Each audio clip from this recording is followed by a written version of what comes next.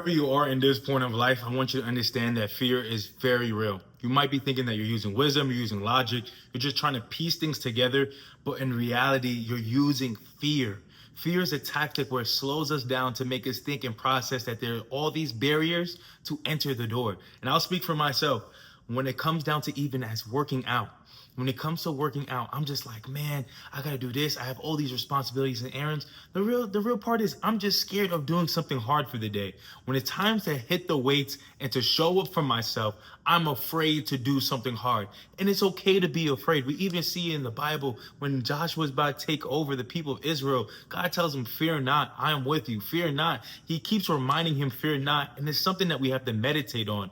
And these human bodies of flesh, we're always going to be filled with fear. Fear is something innately that rises in us. We know that it's like the fight or flight. That's the system that we have. That's how our nervous system works. And there's no real way of training something opposite of that. But we can become familiar. We could become familiar to the taste of fear, to knowing the palate of what that tastes like. So every time we can sense it, we know how to approach it. We want to be killing off fear. We want to know that every time it comes up, we have a plan of action to know how to go about that. Now, what most people would tend to miss, especially in their health and fitness journey, is that they see the body, they see what the outline of the shape and figure looks like. They see it in the mirror. You take your clothes off, you're about to take a shower, you look at yourself, you analyze, you look at yourself from up to down, however long your mirror is, and you start to assess where are you. Your body's displaying what decisions you've been making, who you've been hanging around, what your sleep been looking like, what your hydration's like, and it's showing you a reflection. That's what a mirror is. It's there to show you the truth. Whatever you thought in your mind, whatever you saw for yourself, the mirror is saying, wait, no, look. This is what you actually look like. And for you to see that means that you have to accept what you're looking at. Sometimes we like to fool ourselves and be like, it's not that bad, or I could just spruce it up here. And then we get tools to try to band-aid, put on a corset and all these things. But in reality, the mirror is telling you where you at and the choices you've made. So if you don't like what's in the mirror, it's telling you what you've been doing, what you've been dealing with mentally and emotionally. Because we tend to normally in our society and culture to ignore ourselves. We like to put ourselves last. We put work first. We work, we socialize, we hang out a bit, but then we put ourselves dead last when it comes to eating well. Healthy groceries is too expensive. Gym membership, I'll just get the Planet Fitness. I'll just do the bottom tier. We skimp ourselves so much, but then we ask so much of ourselves. We want ourselves to be sharp, to be wise, to be smart. But when it comes into investing onto ourselves, we're stingy. We want to pour out gallons, but then only put droplets into our cup.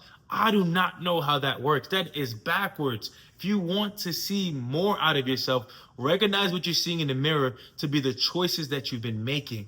And now we have to think back. How can we make better choices? How can we do better? And here's where things start to fall apart. You start doing more thinking that you're doing better. So you start running, you start lifting, you go to the gym 6 times a week, you buy only strictly organic, non-GMO, you go crazy, you go all to one side. You think if you do all of it, then it's all gonna repair, but you end up burning out. You know why?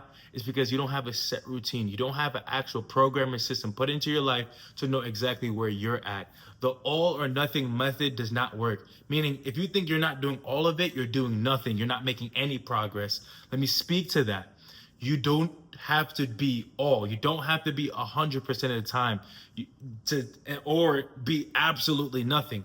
You could be the 70%. You could be the 80%. If you show consistently enough with a couple of days where you stumble and crumble, you can still make great progress to exactly what you want to see in the mirror. And I'm pretty sure you heard the 80-20 rule. Eating whole foods 80% of the time, and then foods that you enjoy and pleasure foods 20% of the time. This works because it's the idea that you're just tracking. You're knowing exactly where you're at. So to make this change in the mirror, we first want to know where we're starting from. We see the mirror, we see the weight on the scale. Now, how much calories do we need? What are the macros that we need to have to be able to feed our body properly, build muscle, and start making this transition? This transition is actually not about doing. We know the steps. I'm not going to give you information that you've heard already. I'm not going to tell you walk 10,000 steps, eat your protein, because guess what? You've done it. The reason why it doesn't stick is because it's not your identity.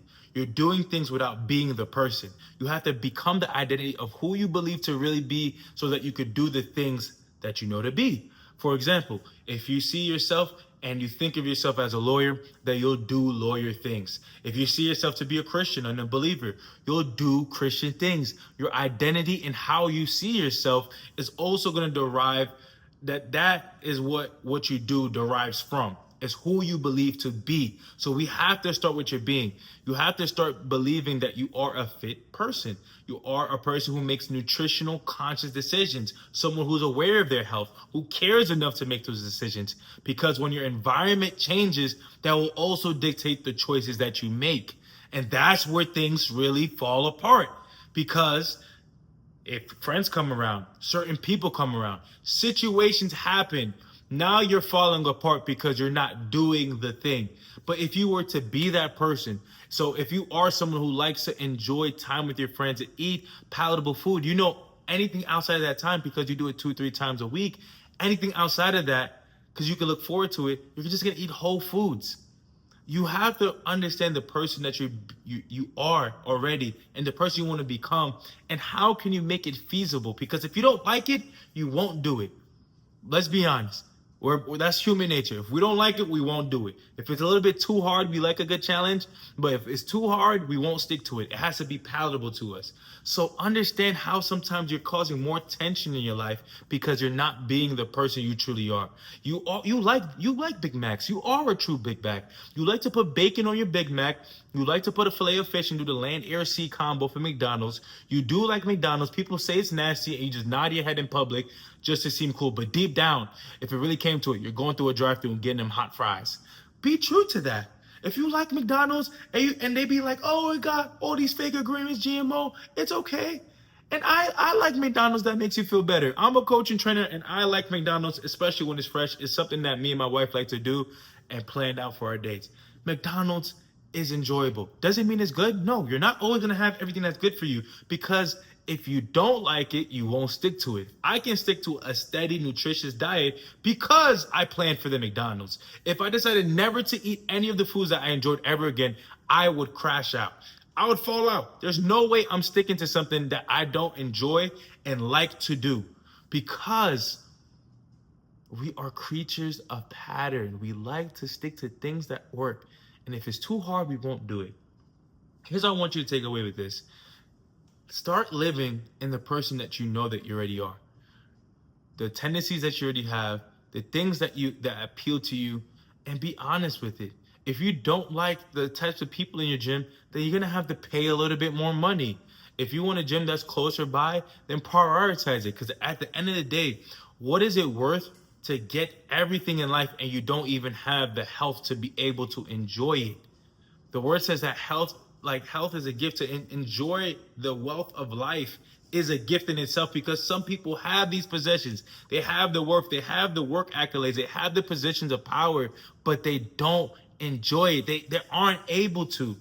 So for you, think of, as you're building out your life, you're stacking up these chips. How can you make sure that you are in the position to enjoy it, so that you're not with a collapsed lung, that you're not having diabetes and on medication and then living in a great home, but your health is declining? Set yourself up for where the future you can look back and say thank you to the past you for the decision that you've made. Because it's so easy to get to a point and get to this destination, and it's not until you get there you realize you haven't done anything to set yourself up to stay there, to enjoy being there. And that's the biggest regret. So take this time. The one thing in life that is not refundable, that you cannot get back, time and people, those are the two things. So take this time that is so precious, and in the essence of the moment, pay it forward to yourself.